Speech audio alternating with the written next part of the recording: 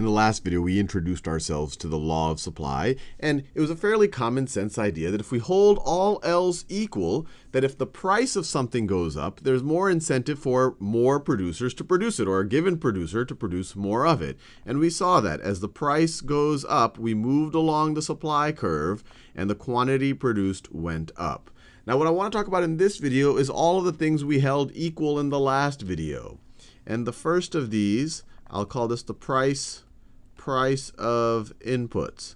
Or another way to think about it is the cost of production. So if the price of inputs, maybe the price of labor, the people who would have to pick the grapes, or our fuel that we need to transport the grapes, or the land, if any of that increased, then at a given price point, we would make less money. There's less incentive for us to do it, especially if this is true only for grapes. Maybe we'll say, okay, if it's now more expensive to get grape seeds, maybe I'll start planting something else because I'm not getting as much profit per pound of grape. So if the price of my inputs, or if the price of my cost, or if the size of my costs go up, at any given price point, I'd want to produce less. So if my price of inputs go up, the supply would go down. So if this becomes at this price point, I'd make less money, so I would produce less, or maybe I would produce other things. So the whole supply curve would shift to the left. And also, even the minimum price I would need to supply any of it would also go up when you shift the curve to the left, because now all of a sudden it costs me more to produce even that first unit. And likewise, if my price of my inputs went down, now all of a sudden at any given price point, producing grapes would become more profitable, and I would have more incentive to maybe produce grapes relative to other things and use more land for grapes than other things. And then you would have the whole curve shift to the right. Now let's think about related goods. So what happens with the price of related goods? And we have to when we think about this, we don't want to think of it from a demand point of view, because we're talking about supply. You want to think about it from the producer's point of view. So when we think about related goods here, we want to think about substitutes for production. So maybe I'm a farmer, and I know very little bit about farming, so I don't know if this is possible. But maybe on my land, I'm saying, well, some of my land is going to be for grapes, and some of it is going to be for blueberries. And so what would happen if the price of a related good, in particular blueberries, what would happen if the price of blueberries went up? Well, if the price of blueberries went up, then I would say, wow, maybe I can do better with blueberries, and I would allocate more of my land to blueberries than to grapes. And so once again, if the price of related goods, it depends which related goods, but if the price of productive substitutes, so price of other things I could produce, if the price of other things I can produce goes up, then my supply of grapes, once again, my supply of grapes would go down. And the important thing is in any of these circumstances, literally just think it through. Do not just look at what I'm writing here and just try to memorize it in some form, way, shape, or form. This is really just a way to think about things. Hey, if I can make more money off of blueberries now all of a sudden, I'm going to allocate more of my land to blueberries than to grapes. Supply of grapes will go down.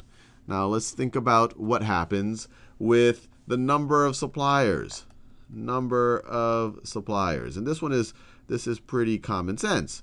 The more people they are supplying, the higher the supply would be.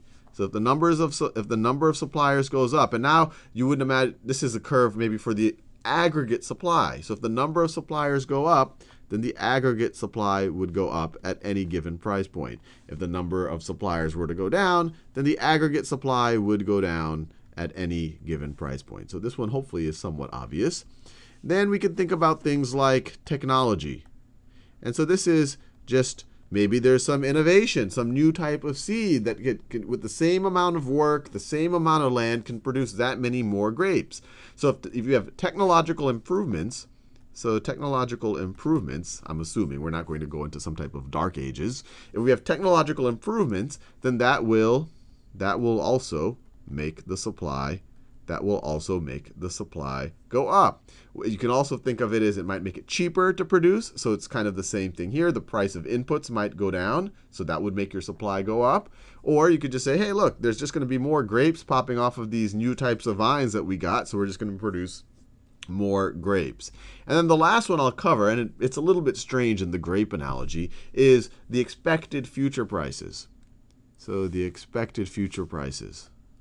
Expected future prices, price expectations. And let's go away from the grapes, because grapes they're perishable goods. They go bad. It's not like you can save goods to produce to use them later. But if, let's say, you are an oil producer, and oil is something that you can store and you can use it later. If you expected oil prices, if you expected oil prices to be neutral today, and then tomorrow, all of a sudden, you are sure that oil prices are going to go up in the future. You're sure that a year from now, oil prices are just going to go through the roof. What's your incentive?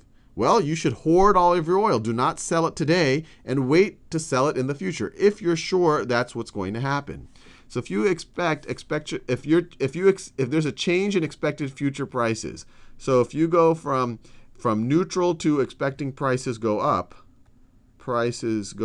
in the future, then you're going to hoard your goods. You can't hoard grapes because the grapes will just go bad. You might be able to, I don't know, turn them into wine or something. But if we're talking about something like oil, you would say, hey, why should I pump all of the fixed amount of oil in the ground today to sell it at today's lower prices? I'm going to lower the supply today, and so I can sell it in the future. So if the expected future prices go from you're neutral to you expect future prices to go up dramatically, then current supply, and that's, I'm just going to emphasize by writing the word current supply will go down so you can hoard it to sell it in the future.